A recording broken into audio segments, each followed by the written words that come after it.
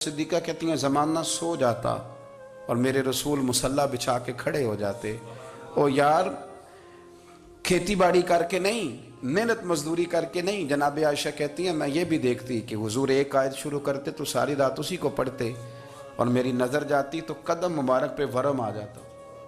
یار نماز پڑھ پڑھ کے اتنی مشقت کر کے اتنی جد و جہد کر کے ورم آ گیا، یا رسول اللہ اتنی محنت کیوں کرتے ہو؟ فرمایا افلا اکون عبدا شکورا، کیا میں اپنے رب کا شکر گزار بندہ نہ بنوں؟ صحابہ کا ذوق عبادتوں کا، ریاضتوں کا، تلاوتوں کا، طبیعت ان کی، وہ ایک دوسرے کو، حضرت مولا علی شیر خدا کرم اللہ تعالی وجہ الکریم کے زمانے میں روم کے بادشاہ نے کہا یار یہ مسلمانوں کا پتہ تو کرو، یہ آخر کیوں اتنے زیادہ مجاہد ہیں؟ اس زمانے میں جاسوس بھیجنے کا مزاج تھا، اب تو جاسوس پکڑا جاتا ہے، اب تو جاسوس اور جاسوسی کا شوق ویسے آج بھی ہے۔ عرض کروں تھوڑی سی بات اس عنوان سے، پتہ کیا ہمارا مسئلہ ہے؟ ہم جہاں جاتے ہیں نا وہاں تھوڑی خوشبو سونگنے کی کوشش کرتے ہیں، وہ کیا ہے تو یہ کیا ہے تو ادھر کیا ہے تو تھوڑا سا ادھر کیا ہے۔ میرے رسول پاک پڑھیے درود شریف، سارے پڑھیے ذرا زور سے، صلی اللہ تعالی۔ نبی پاک علیہ السلام نے فرمایا جاسوسی نہ کرنا ورنہ تم بندوں کو خراب کر دو گے، اور فرمایا اس طرح نہ ہو کہ تم کسی کے آپ کھول نہ نکلو تو تمہارے پہلے کھول جائیں۔ یہ جو ذوق ہے نا یہ ختم کریں، چھوڑیں، مطلب آپ کس چکر میں پڑے ہوئے ہیں؟ اتنی زیادہ توجہ کرنے کی کیا ضرورت ہے؟ کام سے کام رکھیں، اس میں بندہ تھوڑا سا نا آسان رہتا ہے۔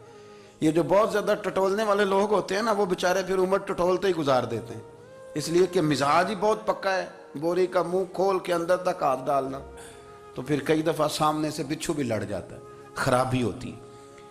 تو جاسوسی کی جاتی تھی، اس نے بھی جاسوس بھیجے، کیونکہ قبیلوں کے لوگ تھے، کچھ مسلم کچھ کافر، پہچانے نہیں جاتے تھے لوگ، تو کچھ لوگ اس نے بھیجے، انہوں نے آ کے نا تحقیق کی، ریسرچ کری کہ آخر ماجرا کیا ہے، تو واپس جا کے انہوں نے رپورٹ دی نا روم کے بادشاہ کو۔ اس رپورٹ کا ایک جملہ بڑا شاندار ہے، وہ کہنے لگا بادشاہ ہمیں مسلمانوں کی کوئی سمجھ نہیں آئی، ہمیں کوئی سمجھ نہیں آئی۔ انہوں نے کہا بھئی کیوں نہیں سمجھ آئی؟ کہنے لگے یار عجیب بندے ہیں، جب رات مصلی پہ بیٹھتے ہیں تو یوں لگتا ہے ان کا دنیا سے رشتہ ہی کوئی نہیں، کوئی کسی کو نہیں جانتا، کوئی اپنے دکھ سنا کے رو رہا ہے، کوئی اپنی بات کر کے رو رہا ہے، لگتا ہے کہ ان کا کوئی رشتہ ہے ہی نہیں جب مصلی پہ بیٹھتے ہیں۔ اور فرمایا جب سویرے یہ جہاد کرنے نکلتے ہیں تو لگتا ہے ان سے زیادہ دلیر ہی کوئی نہیں، حالانکہ جو مصلوں پہ رونے دھونے کے لوگ ہوتے ہیں وہ کئی دفعہ جہاد میں کام نہیں کرتے، لیکن عجیب لوگ ہیں کہ رات کے راہب ہیں دن کے مجاہد ہیں، کوئی سمجھ نہیں آتی۔ میرے عزیز ان لوگوں نے مصلی آباد کر کے رکھا، تلاوتیں ان کا ذوق رہی، منظر روز پڑھنا، اسباق پڑھنا، وظائف پڑھنا، یہ ان کا ذوق رہا۔ اعلیٰ حضرت بریلوی رحمت اللہ نے 1000 کتاب لکھی ہے، لیکن الوظیفۃ الکریمہ کے نام سے جو وہ صبح و شام وظائف پڑھتے تھے وہ الگ انہوں نے ان کو بیان کیا، پابندی کے ساتھ اپنی اللہ اللہ کرتے تھے۔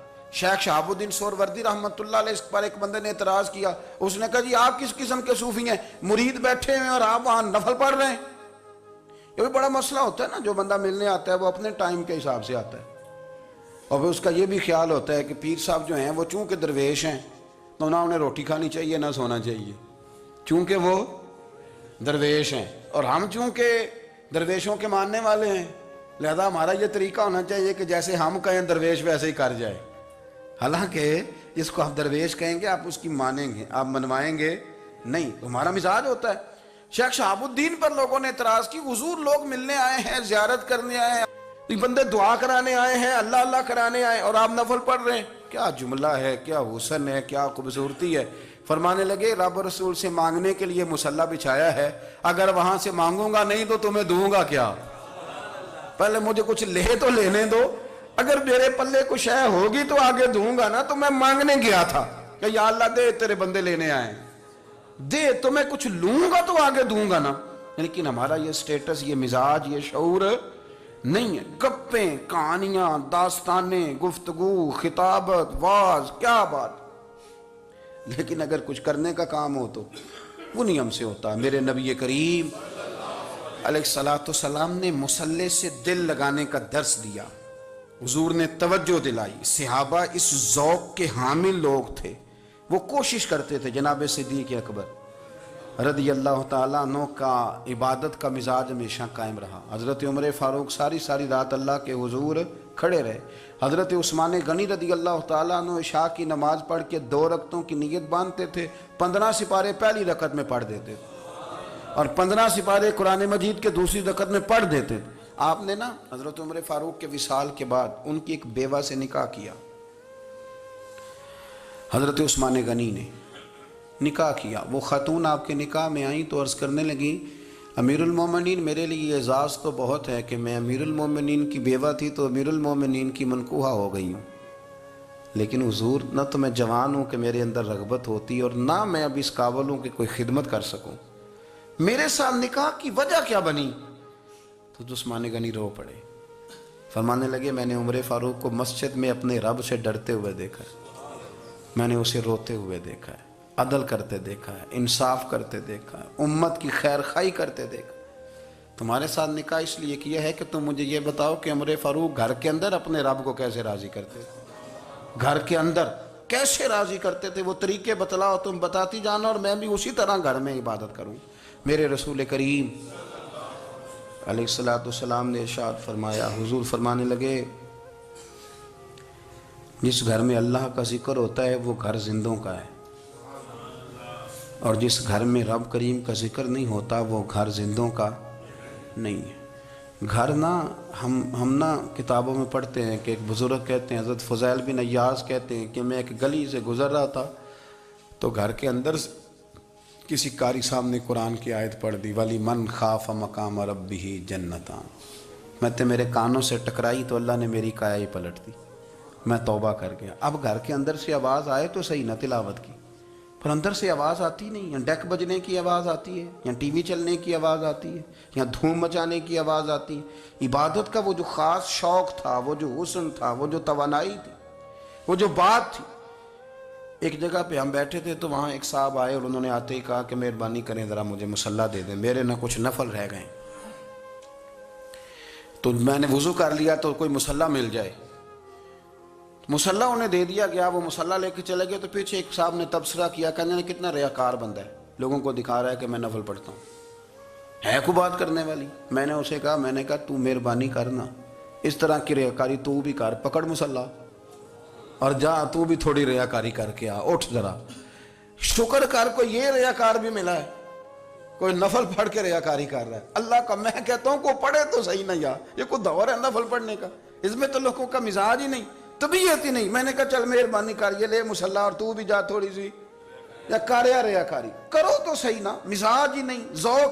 جمعے کی نماز پڑھ کے یوں دنیا بھاگتی ہے، او ہو پتہ نہیں کون سی پیچھے آگ تھی جو بجھائی جائے گی. اور آج تک لوگ مسئلہ پوچھ رہے ہیں کہ جمعے کی بعد والی سنتیں کتنی ہوتی ہیں.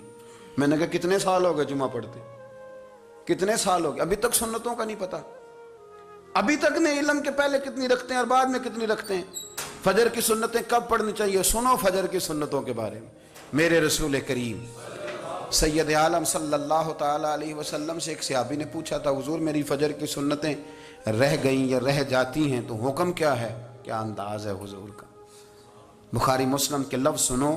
حضور سید عالم صلی اللہ علیہ وسلم فرمانے لگے، اس نے کیا پوچھا تھا، حضور جواب کیا دیتے ہیں؟ فرمایا فجر کی سنتیں کبھی نہ چھوڑنا، فجر کی پہلی 2 سنتیں کبھی نہ چھوڑنا. یا رسول اللہ صلی اللہ تعالیٰ علیہ وسلم میری رہ گئی ہیں، رہ جاتی ہیں. فرمایا فجر کی 2 سنتیں نہ چھوڑنا. فرمایا فجر کی پہلی 2 سنتیں مجھے دنیا اور دنیا کے اندر جو کچھ ہے وہ سب سے زیادہ پیاری ہے. فجر کی 2 سنتیں دنیا اور دنیا میں جو کچھ ہے مجھے وہ سب سے زیادہ پیاری ہیں. اس لیے فجر کی سنتیں نہ چھوڑنا. اپنا ذوق، اپنی طبیعت، ہم نے نا ذوق غلط بنا لیا ہے. اگر 20 بندے کہہ بھی دیں گے تو نے بڑی شاندار تلاوت کیا تو کیا اس سے بنے گا؟ 100 بندہ کہہ بھی دے تیری کیا بات ہے، کیا بات ہے نعت خاں کی، کیا بات ہے علامہ صاحب کی، پیر صاحب کی، پیر مہر علی شاہ صاحب رحمت اللہ علیہ. آپ تشریف فرما تھے تو آپ کے ایک ہی بیٹے بابو جی جن کو کہا جاتا ہے،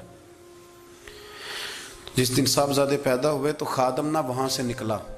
ان لوگوں کے شوق اور طرح کے تھے نا تو ان کی توجہ بھی اپنے شوق کی طرف رہتی. تو خادم نکلا اندر سے، پیر صاحب مبارک ہو، پیر صاحب مبارک ہو، پیر صاحب مبارک ہو، پیر صاحب مبارک ہو. شور کر رہا ہے. تو پیر صاحب کو وجد ہو گیا، اللہ اکبر اللہ اکبر اللہ، او کیا ہوا، کس بات کی مبارک دے رہے ہو؟ عرض کی حضور اللہ نے بیٹا دیے۔ تو آپ فرمانے لگے اچھا حضور آپ کیا ہوا، آپ تو پریشان ہو گئے۔ فرمانے لگے جب تو نے 3 دفعہ کہا نا مہر علی کو مبارک ہو، تو میں سمجھا تھا شاید تجھے کسی نے بتا دیا ہے کہ مہر علی سے اللہ راضی ہو گیا۔ میں سمجھا تھا کہ شاید تو یہ خبر لے کے آیا ہے کہ کسی نے بتایا ہے کہ مجھے آج خبر ملی ہے کہ مہر علی سے رب اچھا پتر ہوا ہے، الحمدللہ اللہ کا شکر ہے، پر میرے لیے مبارک کا دن وہ ہوگا جب میرا رب کہے گا کہ میں مہر علی سے راضی ہوں، میرے محبوب کہیں گے کہ میں مہر علی سے۔ آپ بات کو سمجھیں، شوق ہی کسی اور طرف تھا، دل ہی کہیں اور لگا ہوا تھا، طبیعت ہی کہیں اور مائل تھی۔ کوئی وظیفہ پوچھتے تھے تو پڑھتے تھے وہ لوگ، کچھ اللہ اللہ انہیں بتائی جاتی تھی تو کرنے کا ذوق رکھتے تھے، طبیعت تھی، قائل تھے۔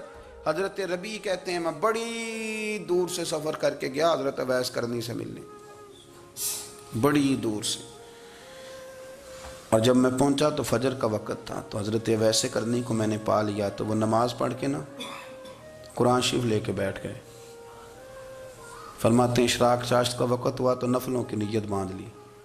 محدث ابن الجوزی نے لکھا ہے، فرماتے ہیں پھر جب زوال کا وقت ہوا تو مسجد میں جھاڑو دینے لگ گئے، ظہر کی نماز پڑھ کے تو عصر کی تیاری تک وہ مسجد میں بیٹھے رہے، اور میرے نبی پاک علیہ السلام نے فرمایا جو نماز کے انتظار میں بیٹھا ہو وہ نماز ہی میں ہے، وہ نماز ہی میں ہے۔ فرمایا میری دنیا میری امت کی جو رہبانیت ہے نا وہ اتنی ہے کہ نماز کا انتظار کرے، اذان کے بعد نماز کا یہ راہب ہیں، یہ اس وقت چھوڑ کے بیٹھے ہیں سارا کچھ۔ فرماتے ہیں عصر تک انہوں نے اللہ اللہ کی، پھر مغرب تک کی، عشاء کی نماز ہوئی تو نماز پڑھی تو وہ تھک گئے، اب مجھے وہ فارغ ہوں مصلی چھوڑے تو میں ملاقات کروں نا۔ یہ آپ حیران نہ ہوں کہ اتنی دیر بندہ کیسے اللہ اللہ کر، ہم نے کی نہیں نا اس لیے ہم پریشان ہیں، جو عادی ہوتے ہیں وہ کر بھی لیتے ہیں، وہ یہ کام۔ میری بات کی سمجھ آ رہی ہے؟ جب جاتے ہو کسی دفتر میں تو 8 گھنٹے کھڑے رہ لیتے ہو نا، مجبوری ہوتی ہے تو کھڑے رہا جا سکتا ہے۔ پاسپورٹ کے دفتر بولیے، امیگریشن کی لائنوں میں، اور میں نے تو امبیسیوں میں بندے 12 گھنٹے پہلے جا کے کھڑے دیکھیں، رہ لیتے ہیں کھڑے۔ تو اگر ان کاموں کے لیے رہا جاتا ہے تو اللہ رسول کے لیے بھی کھڑے رہا جا سکتا ہے۔ تو فرمانے لگے کہ جب عشاء کی نماز کے بعد آخر انسان تھے، تھک گئے، نیند کا غلبہ ہوا تو تھوڑی ایسے آنکھ بند ہوئی تو کھلی تو رونے لگے۔ حضرت ویسے کرنی رو کے کہنے لگے مالک مجھے غافل تو نہ کر، ابھی میں نے کیا بھی کچھ نہیں، دن ختم ہو گیا، کوئی نفل نہیں، کوئی اللہ اللہ نہیں، اللہ مجھے غافل نہ کر، میری مدد فرما۔ فرماتے ہیں جب وہ روئے تو میرے ساتھ جو شخص تھا میں نے کہا اٹھو چلیں، کہنے لگا حضور ملنا نہیں، فرمایا جو میں لینے آیا تھا وہ مجھے مل گیا ہے، جو میں ان سے سیکھنے آیا تھا وہ مجھے نصیب ہو گیا، اب اور میں نے کیا لینا، ختم ہو گئی بات، اٹھو چلیں۔